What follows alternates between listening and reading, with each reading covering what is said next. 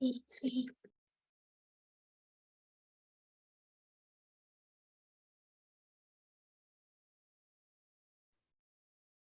everyone.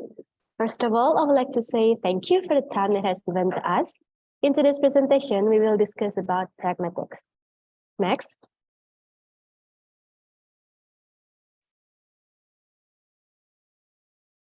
Okay, but before that, let us introduce ourselves. We are from Group 6, and my name is Komang Tria Prismayanti. My name is Putu Sandra Yuliantari. My name is Komang Cantika Sari.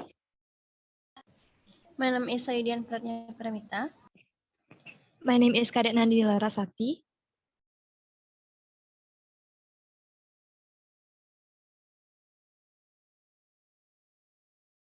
Okay, we will begin this presentation by discussing the definition of pragmatics. Pragmatics is the study of extra truth conditional meaning. In other words, pragmatics can be said to be the study of contextual meaning. It means that the meaning depends on the context when the conversation is held. To give you more explanation, watch this video. Next. Pragmatics goes together with context.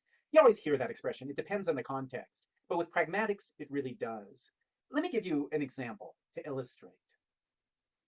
This dates back to when I was young, and I was a freshman in college, and some friends and I were going to go on a road trip down to Moab, Utah. So we were at my house, we were loading up the truck with all of our camping gear, getting ready for our big spring break road trip. And we had everything in the truck, we were feeling pretty good. And then out of nowhere, before we start off, my dad shows up just outside the truck looking in the window, and he says just one thing to me. He says, tent. And with that one word, I realized that we had forgotten to put the tent into the truck. Now think about that. That single word tent from my father communicated, you bonehead, you forgot to put the tent in the truck before you left on your road trip to go camping in Moab, Utah. One word communicated all that information. But notice how without a context, wouldn't have communicated much at all. If my dad just showed up now out of nowhere and said to me, tent, I would have no idea what he was trying to communicate. So again, it depends on the context. But since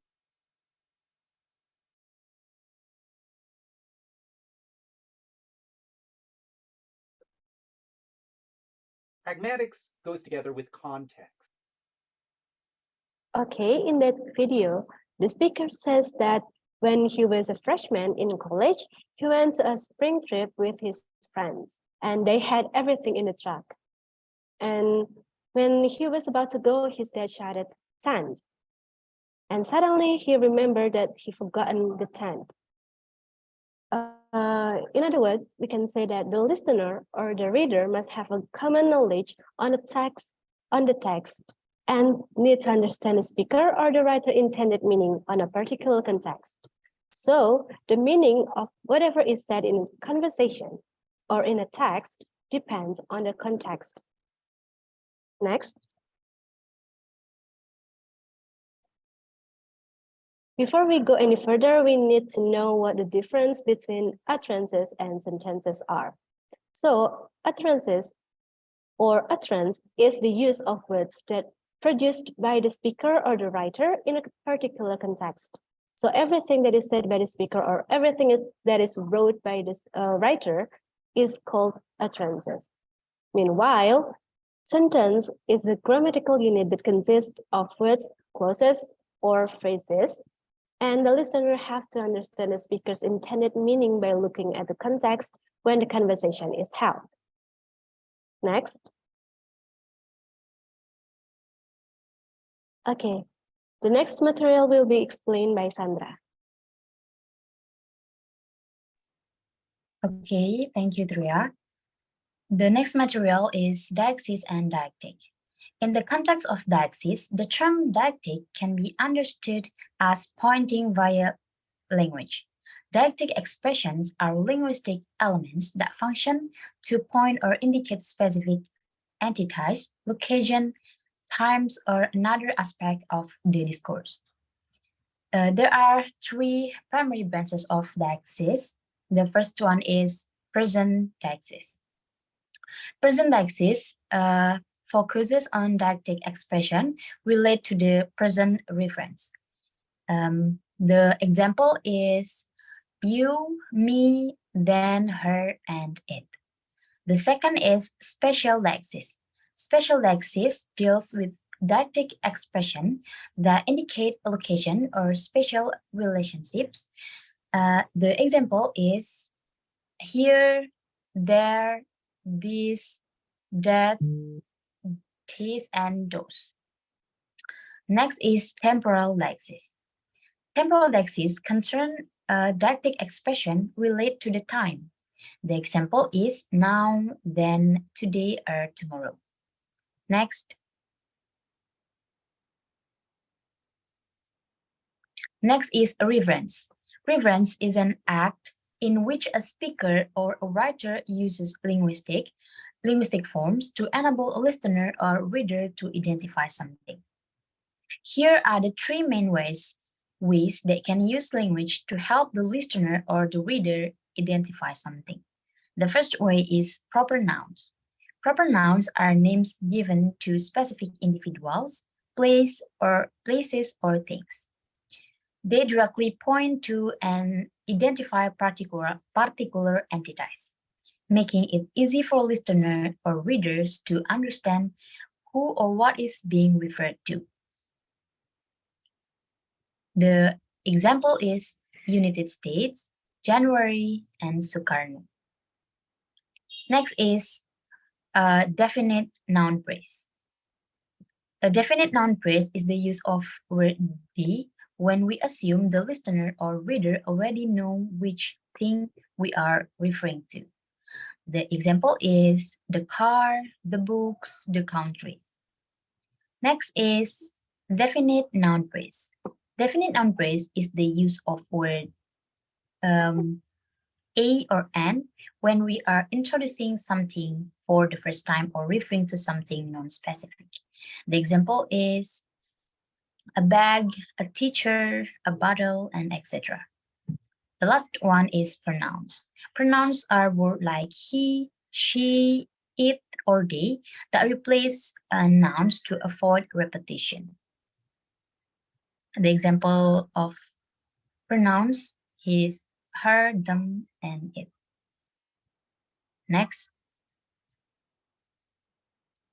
Next is reference resolution. Reference resolution refers to the process of identifying the actual difference or meaning of an expression or word in a given context. In other words, it's about to understand the intended meaning behind unclear expression based on the context. Look at the example. The sentence, this morning I saw a cat. It was in the park. The word it refers to the cat. The second example is, now listen carefully. The word now refers to the present moment, restricting its reference to the current time. Next. The next is pronoun references. Is a specific aspect of reference resolution and focuses on the identification of the antecedent. There are two types of context relevant for the resolution of a pronoun. The first context is pronoun and situational context, and the second one is pronoun and linguistic context. The next material will be explained by my friends. Thank you.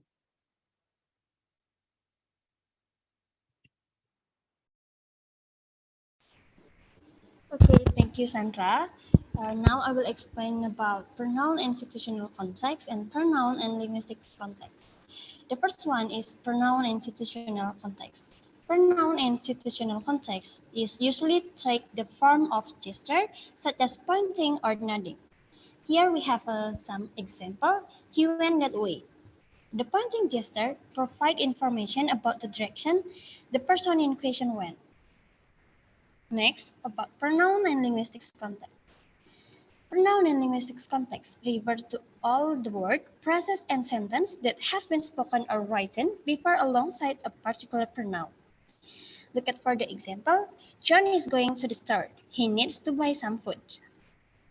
Here, the word he is the pronoun, and the linguistic context is the sentence John is going to the store. Next.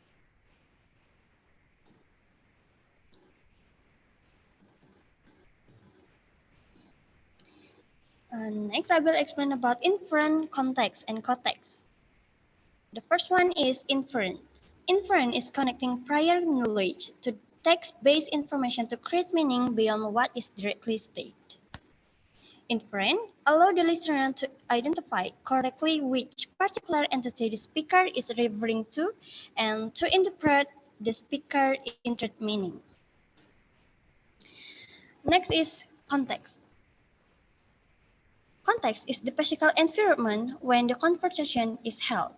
And the last thing is context. Context is a language part of the environment in which a referring expression is used. Next.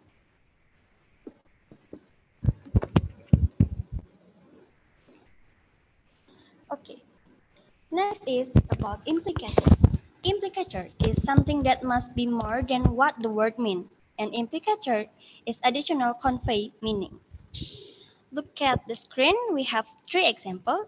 The first one is Liam said, "She is a very nice girl. What do you think, Lisa?"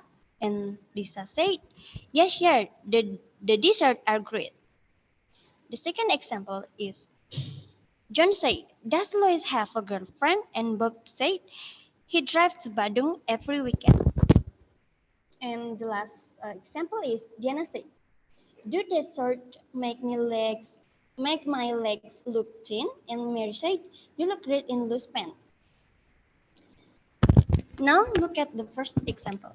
If Liam know this about Lisa, then he might infer from the utterance that the dessert were great, which doesn't seem relevant, that Lisa doesn't like she or her, but is too polite to say so. Artinya di sini, Lisa tidak ingin menjawab pertanyaan langsung yang dijawab yang ditanyakan oleh Liam. Namun, Lisa memberikan topik lain untuk mengalihkan topik. Next.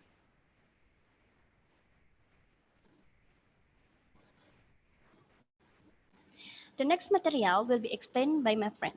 Thank you.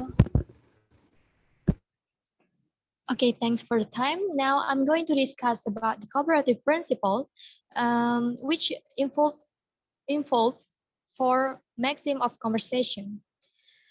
The cooperative principle was developed by philosopher Paul Grice as a way to account for how speakers work together in conversation to achieve their communicative goals. Now, cooperative principle can also be known as a concept in communication analysis that suggests that participants in conversation are expected to cooperate with each other to make the conversation more meaningful and efficient. We have four maxims of conversation. They are maxim of quantity, maxim of quality, maxim of manner, and also maxim of relation. The first one is maxim of quantity. Or in other words, we can say this maxim states about information. Maxim of quantity states that in conversation, speakers generally make their contribution as informative as required, and do not make your contribution more informative than is required. Or in other words, we can say that this maxim can be violated by speaker by provide too much information or too little information. The next one is maxim of quality or truth. This states that the speaker provide truthful contribution to the conversation. The third one is maxim of manner or clarity. We also can say that maxim of manner as speaker contribution that should be clear, unambiguous, avoid obscure language, and also make contribution to a conversation orderly. The last one is maxim of relation or relevance. For the further explanation, we can see the following video. shortly. Next is the maxim of quality, which states that speakers shortly. Let's take a look at each of these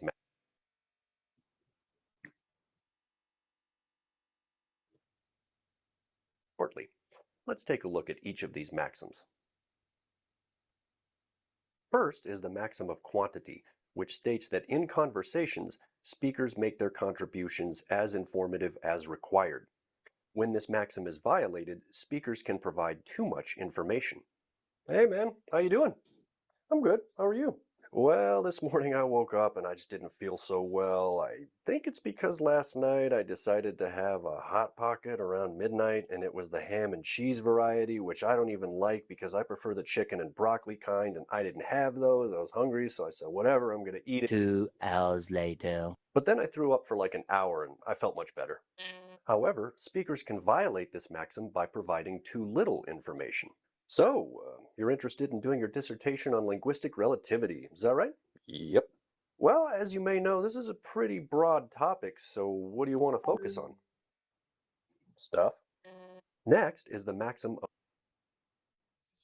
Okay, from the first video, we know that the speakers is violated the maxim by provide too much information and too little information. Next, the example of maxim of quality. provide truthful contributions to. Next is the maxim of quality, which states that speakers provide truthful contributions to the conversation.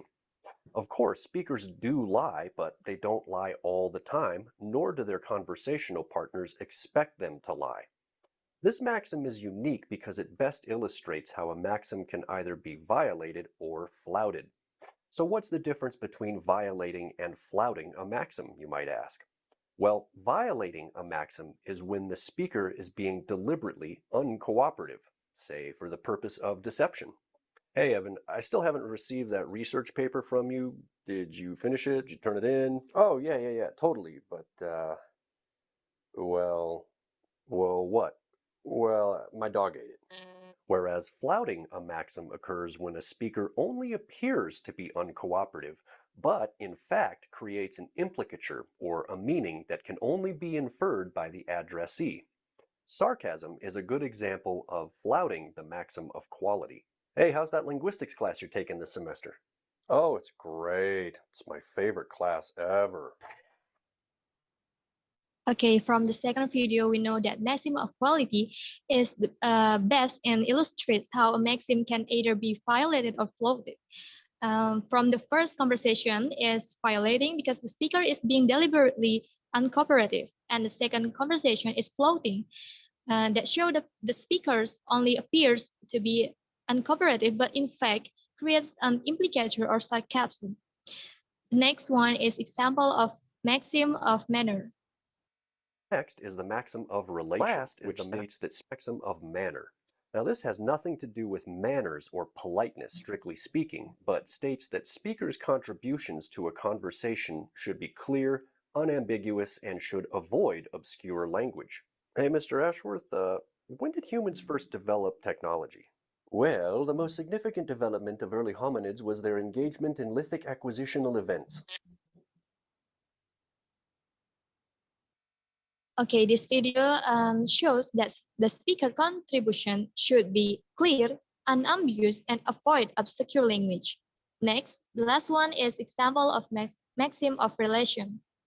Next is the maxim of relation, which states that speakers provide relevant contributions to the conversation. How's your semester going?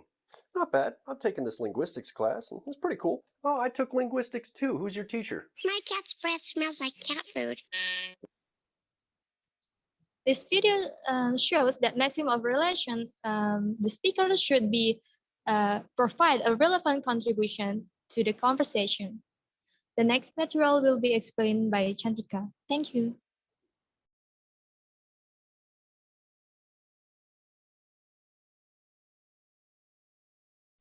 Okay, thank you, Laras.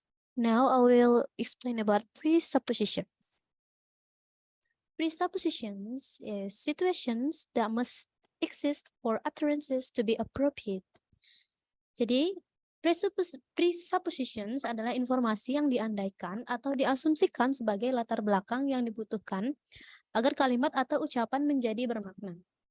Asumsi ini biasanya diambil sebagai sesuatu yang sudah diketahui, sehingga jika asumsi tersebut tidak benar, percakapan bisa menjadi tidak masuk akal. Take a look for the example below. The keys are still on the table, and the presupposition is keys are on the table. Jika kunci tidak ada di atas meja, maka kalimat tersebut menjadi tidak benar dan tidak masuk akal. Next is the theory of speech acts. The theory of speech acts tells us that people use language to do things such as lay bets, issue warnings, or nominate candidates. Jadi teori ini menekankan bahwa bahasa bukan hanya sebagai sarana untuk menyampaikan informasi, tetapi juga sebagai alat untuk melakukan tindakan atau mencapai tujuan tertentu dalam interaksi sosial. Okay, in the theory of speech acts, there are performative verbs such as bet, promise, challenge, dare, nominate, warn, and etc. The performative sentence or uses of performative verbs, there are, I bet you $5 the Yankees win. I challenge you to a match. I nominate Batman for mayor of Gotham City. I promise to improve. Seperti pada contoh yang pertama, I bet you $5 the Yankees win. Yang mana artinya si pembicara atau speaker ini bertaruh sebesar $5 bahwa Yankees akan menang. Nah, pada kalimat tersebut, itu tidak hanya menyampaikan informasi, namun kalimat tersebut juga digunakan sebagai alat untuk melakukan suatu tindakan. In all of these sentences, the speaker is the subject. Next is illocutionary force. Illocutionary force depends on the context of the utterances, such as request, command, statement, question, promise, and etc. Take a look for the example below. I will come on time. The illocutionary force is promise. The speaker's communicative intention is to state that they will arrive on time.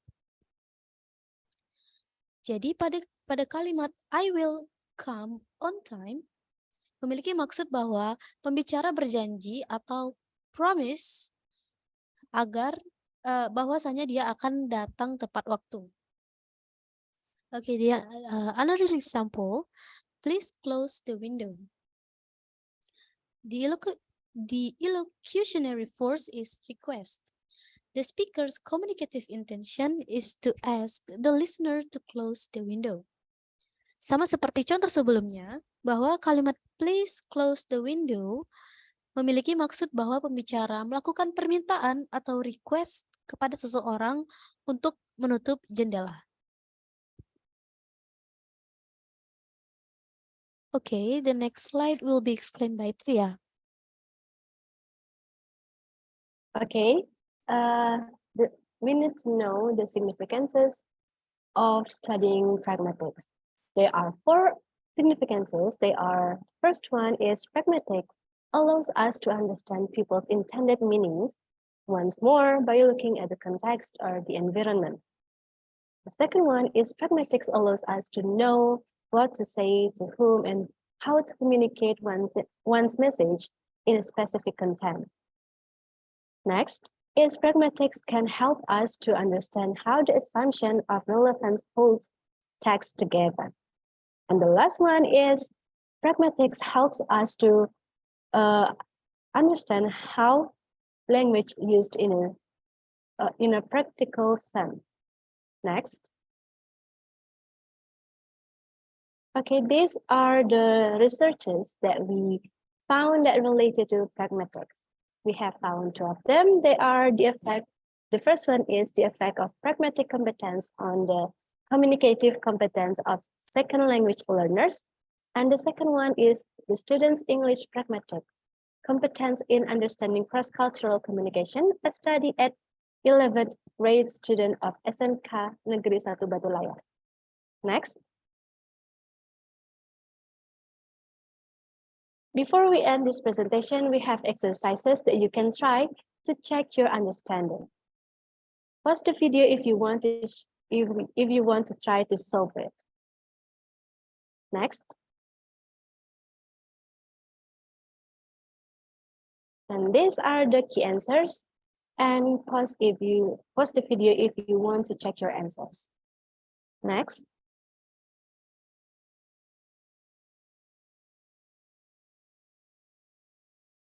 Okay, this is the reference that we use in making this presentation. Next. Okay, that's all about our discussion on pragmatics today. We're sorry if we did mistakes on explaining this topic. We will end this video by saying thank you.